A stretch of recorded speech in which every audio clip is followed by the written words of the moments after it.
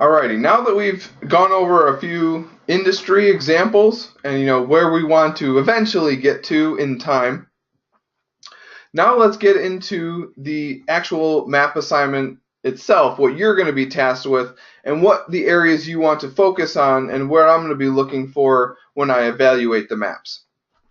Alright, so if you look at the rubric, it's broken down into three main categories. First is the design, right? This is overall what the player is doing, right, in the level, if it fits within the creative vision, the overall length of time, the scope of what it is you're trying to accomplish, the design and how you're using your collectibles, and then the overall density in how far objects are, how far interactions are spaced from one another, and how much space is being utilized in terms of gameplay. Next is going to be the layout, right? So this has to do with a lot of what you've actually built in the map itself, right? So the design is what is the player doing and what are the interactions.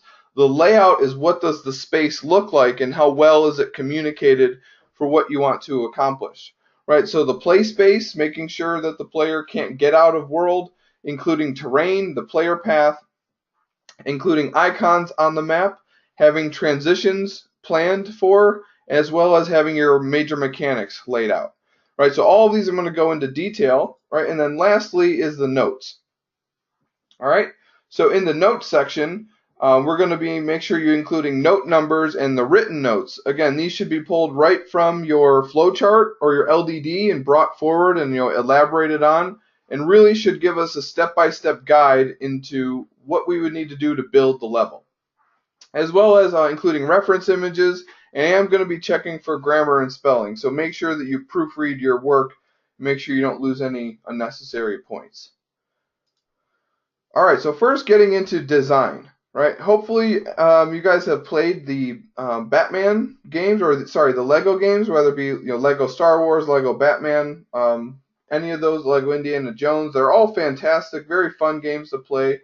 When I think about density in a game, and I think about density in scraps, I think about these types of games.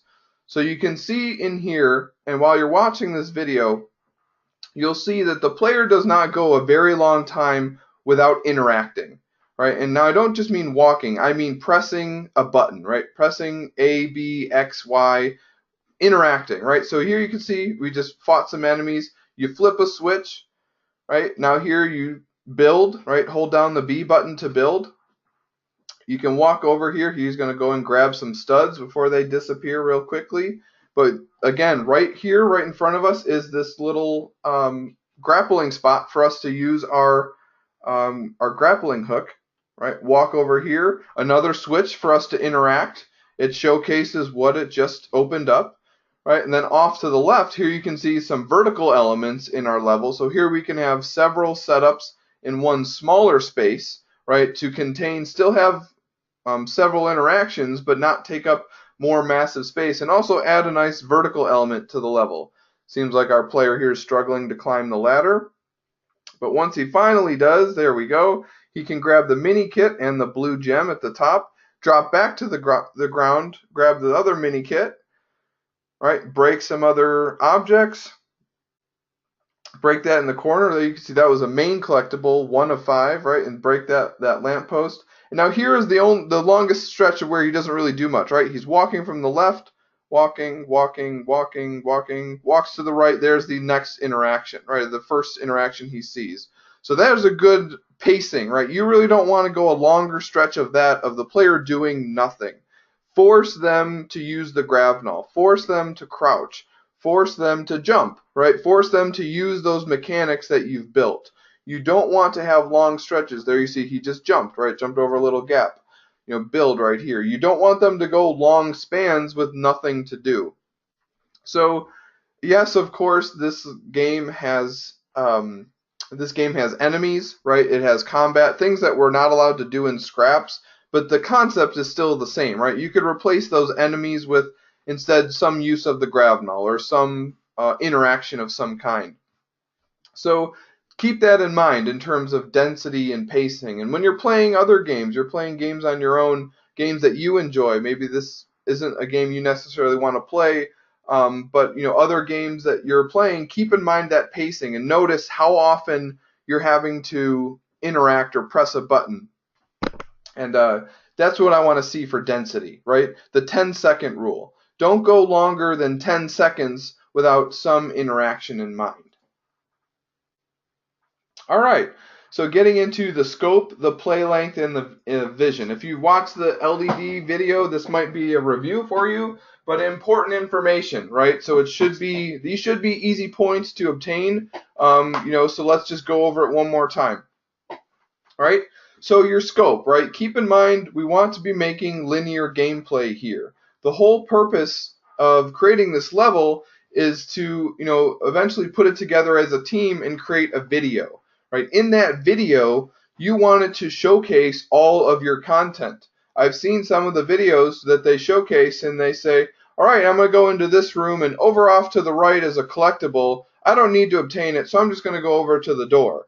I'm like, well, maybe you should have designed it in a way to that collectible isn't required, but is just on the player's path and naturally is progressing throughout the level. So just keep that in mind. You want to build a level to where when people play through it, when users see your level, they get to experience everything that you've made. You're just one person, right? The big open world games like Assassin's Creed, GTA, they've got, hundreds of people. They've got big budgets to work on. They've got more time than we have. We're just one individual right now in the course of, 3 months, and we want to have a finished level. So just keep that scope in mind. All right?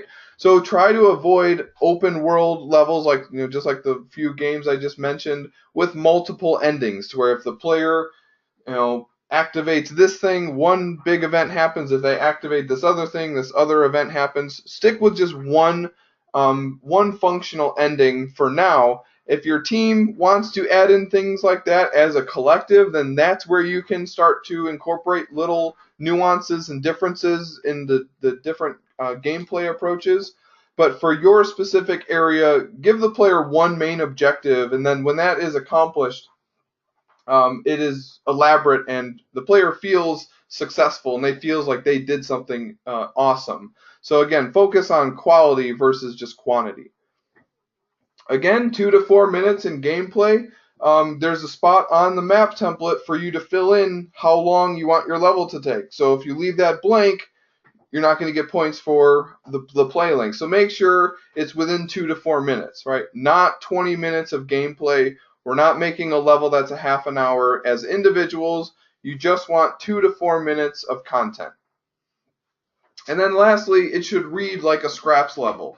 I know we've been bashing that in your heads at this point, reading over the creative vision and scraps, but always refer back to that and always keep that in mind.